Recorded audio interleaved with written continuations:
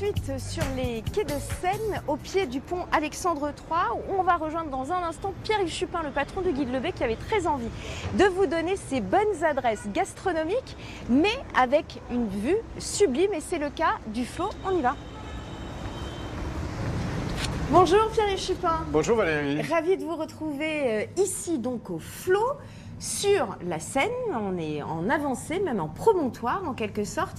Le Flot qui a une vue sublime, mais qui en plus a une assiette particulièrement intéressante. Je vous calme vraiment Valérie aujourd'hui, ce que vous imaginez, on est quand même en dessous du pont Alexandre III, entre les Invalides et le Grand Palais.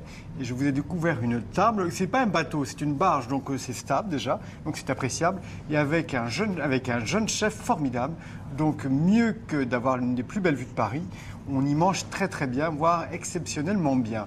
Pourquoi? Parce que il y a un duo qui je trouve très sympathique.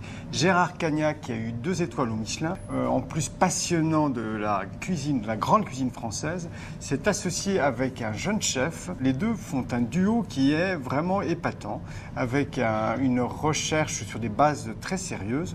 Je vous recommande notamment un riz de veau avec une sauce aux échalotes et au café qui est parfait. Dans les desserts aussi, moi, il y a un duo que je trouve très intéressant, qu'on ne travaille pas assez, sont les agrumes et le café. Il y a un dessert à base d'agrumes et de café que j'ai trouvé très exaltant. Aussi, un travail sur les produits de saison, les asperges, que des produits frais et avec vraiment un travail, des assiettes qui sont magnifiques. Le sens du détail, les assiettes sont déjà presque aussi belles que le paysage. Il y a un menu déjeuner à 32 € que je trouve vraiment très, très sérieux. Et le soir, il n'y a pas de menu, mais c'était la carte. Il faut compter à peu près 15 € pour les entrées, à peu près 30 € pour le plat et 15 € pour le dessert. Mais ça en vaut le coup, surtout quand vous avez un coucher de soleil sur le pont Alexandre III, ce qui m'est arrivé l'autre soir. Oh, chanceux. Deuxième adresse, toujours avec un cadre assez exceptionnel, c'est la passerelle à Issy-les-Moulineaux. Oui, Valérie, parce que le but du jeu aujourd'hui, c'est de vous faire promener dans des lieux superbes. On irait dans ces endroits, ne serait-ce que déjà uniquement pour le cadre, mais l'assiette, elle peut être tout aussi intéressante, si ce n'est supérieure. Et face à l'île Saint-Germain, il est agréable d'avoir un chef aussi doué que ce jeune chef qui nous promet une cuisine très, très audacieuse parfois. Mais moi, j'ai un souvenir d'une oursinade qui, ne serait-ce que cela, me donnerait l'envie d'y revenir.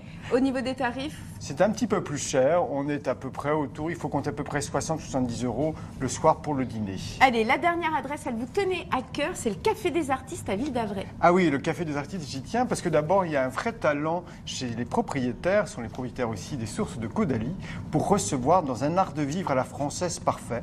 Vous verrez, chaque détail compte, le décor est sublime, l'endroit, l'environnement tout aussi exceptionnel.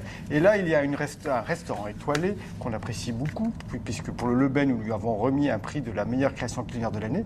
Mais à côté, il y a un bistrot beaucoup plus accessible. Et là aussi, on peut déjeuner dehors, on peut dîner dehors aussi, avec une qualité dans l'assiette qui est tout à fait recommandable. Et comme sur les propriétaires aussi de Smith Lafitte, il y a une sélection de Bordeaux, et avec notamment un Smith Lafitte en blanc ou en rouge, qui à lui seul vaut le détour.